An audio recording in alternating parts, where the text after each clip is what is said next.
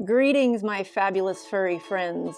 Welcome to Painterly Blending with no black in oil pastel.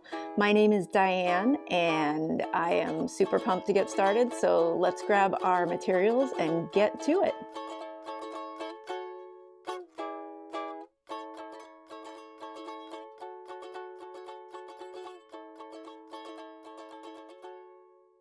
So before we get into the drawing, I'm just going to talk about the materials you'll need today. You will need a piece of paper suitable for oil pastel. This painting, preferably printed out on photo paper, but copy paper also works. Photo paper just makes the paper, the colors pop a little bit more, makes them brighter. You can also choose to just copy the image off your screen if that's better for you. I prefer paper though because I feel like it's easier to color match that way. Anyway, the painting is by George Leslie Hunter. It's called Still Life with Cut Melon, Glass, and Fan, done in 1920, oil on canvas. You'll see that information on the bottom of your screen as well, so you can pause the video, get the image, and play the video when you are ready to continue. You'll need your set of oil pastels and a pencil for drawing. So once you have everything gathered, we can get going. So we're just going to be drawing this cut section of melon and a little bit of the plate as a way of showing how to blend in a painterly way with oil pastels. That is, it's not realistic, but the strokes are very loose and as though done by a brush. And we're not going to use any black, even though there's a very dark section here, because in my opinion, black tends to deaden things. So I tend to avoid it unless you really need it to darken something or sharpen something that just won't happen with any other means. But in this case, we're not going to use black as a way of showing you how to do it. So just start with the melon. To draw it, I'm just going to make a dot for the top corner and left corner, and then notice where the right corner is relative to that. It's definitely down, and you can just make it as big as you want. So I'm going to make mine this big, but just use your pencil if your eye isn't really seeing it to notice the angle between your two dots and move it over and see if those are about the same. It doesn't have to be perfect. And then notice the curve of the melon is greater on the right because this melon slices at an angle. So this is going to be really round here and a little bit flatter here. So we're going to go down really around, almost like you're starting to draw a circle, and then cut up at the last minute, sort of like, well, a slice of melon. I was going to say a hammock, but it's the same shape. So who am I kidding? Anyway, the point is you want your main curve down here on the right. And then on the left, we're going to go up just a little bit here, kind of cut down. And then on the right side, this is going to cut down, and these two will meet at some point. But right now, we're just going to do this. And it'll kind of end up over there. And then this will end up something like that. And that looks a little funky. So I'm going to make this go a little bit higher. And this end a little bit sooner. So you can just adjust it as you need to until you feel satisfied with it. And then we're also going to add the exterior, the rind part. This is going to kind of stick out to the right. I think I made that go a little too far, but I can go back and fix it. And cut over something like that. Erase my mistakes. And then looking at it, it looks like this needs to dip down a little bit further here too, for the same reason that this dipped down on the right more here.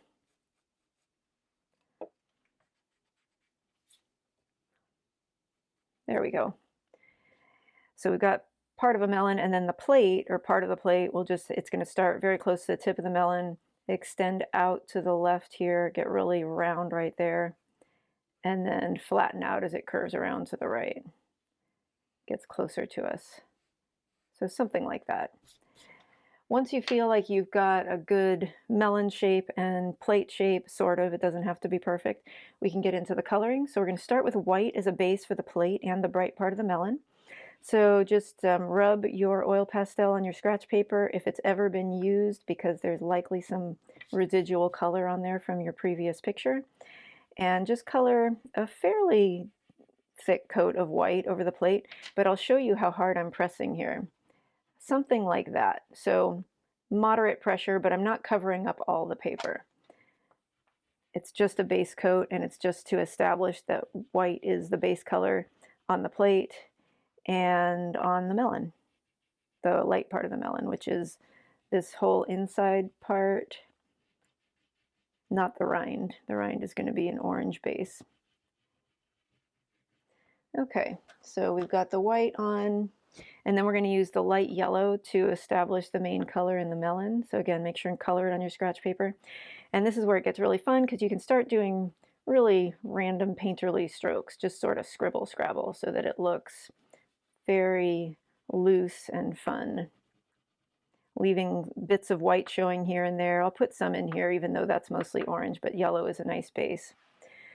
And then let's see, let's do some orange on the rind next. So we'll use, yeah, that's a good orange. This, and we're going to color in the direction of the rind.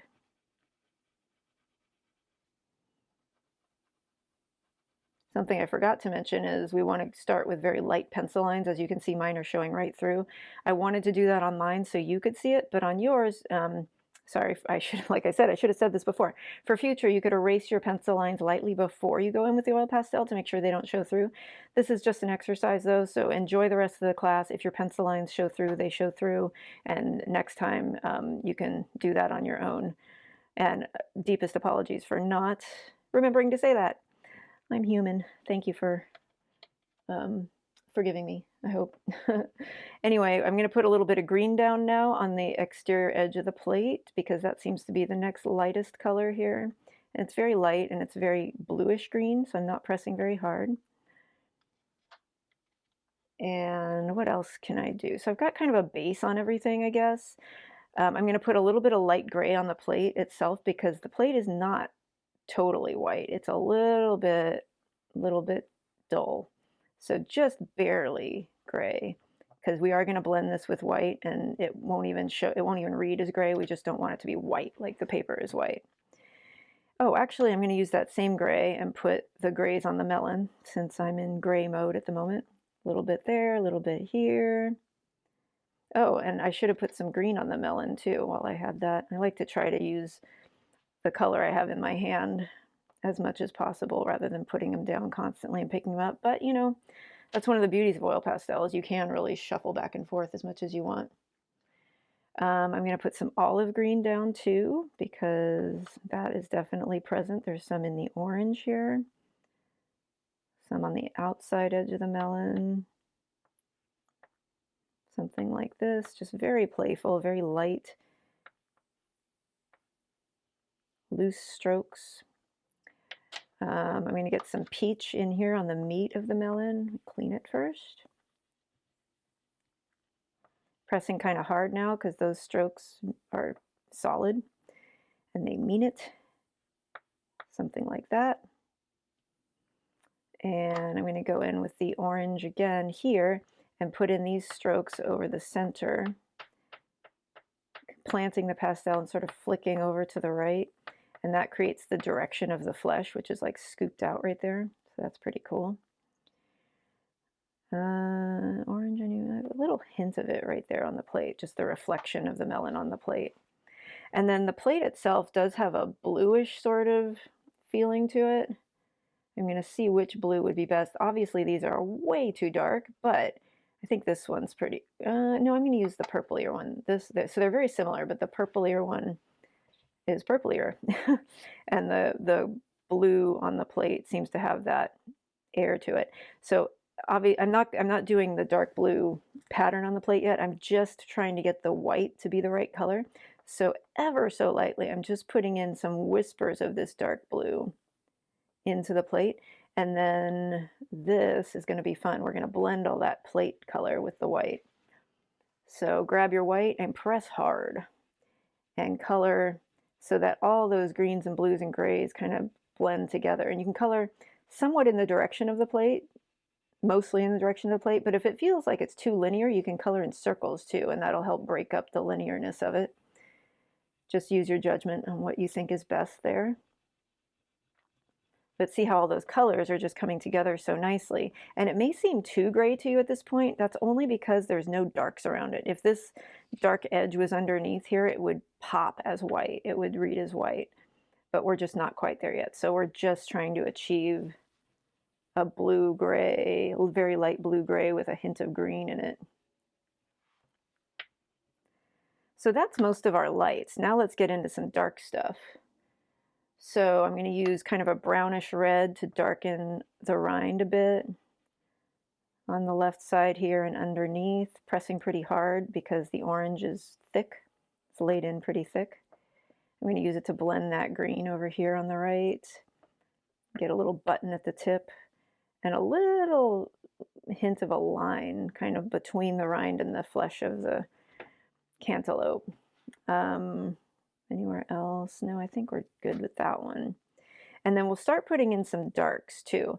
So for the darks, I'm going to use the kind of grayer dark blue and color where I see those shadows. So right next to the cantaloupe here, and it kind of comes out in a fan shape at the bottom, underneath the cantaloupe a little bit, something like that. Definitely the pattern on the plate, which doesn't have to be that specific. It looks like it's just sort of a series of patches and then there's a line, something like that. There's hints of the dark blue in the melon itself. So there's like a line right there, starts dark and goes to light. There's some sort of, it's ambiguous whether that's part of the melon or part of the plate, but right here, at least it's ambiguous to me, it might be more clear to you. Put a little bit up there at the top of the melon, and then underneath the plate, we'll just kind of establish that really dark shadow. So this is what I was talking about. Once you have the darkness, then the plate will start to read as lighter, much lighter. And if you compare it to paper, obviously it's not as light as paper, but that's why we did that in the first place, was to establish a color there, not just the plain white of paper.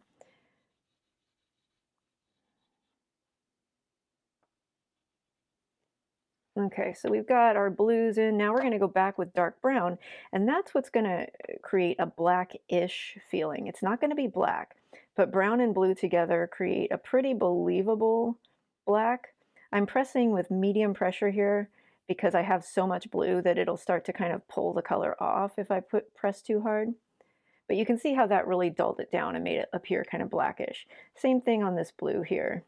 I'm just going to put it where I want the blue to be a little black, or actually pretty much the whole thing underneath the plate is pretty blackish looking.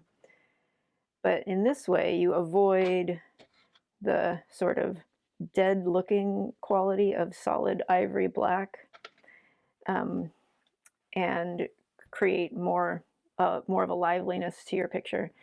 And at this point, just look around, see if there's anything else you want to do, and go ahead and do it. Like, what do I see? I guess on mine, I want to add a little bit of a different orange into the center to give it a little more dimension there. I feel like, yeah, that helps a lot. It helps it to look more carved out. And mine does have more orange than the picture, but that's okay. And I'm going to do a little bit of a darker gray right here, kind of leading into the light gray. So I just kind of dabbed at it to get it to blend. A little bit of that up here too. And over the top of the green lines a bit. Pretty happy with that, but I'm gonna blend my orange a little bit more right here to, it seemed like it was a little too bright. It needs to marry with that reddish brown a little more. So hopefully you kind of get the point. I'm just kind of going around and looking at stuff and seeing what needs more. Oh, I definitely want more dark brown. I never even did this. I want dark brown on the bottom of the rind right here, kind of leading up into the lighter part of the rind. That'll make it look much more weighted. And my rind got thicker there, that's fine. So whenever you feel happy with yours, you can be done. And I hope you got something out of this class and are inspired to keep going with some oil pastels. It's a wonderful medium, very versatile, very fun. And I hope you'll join me for another art adventure soon, and have a beautiful rest of your day.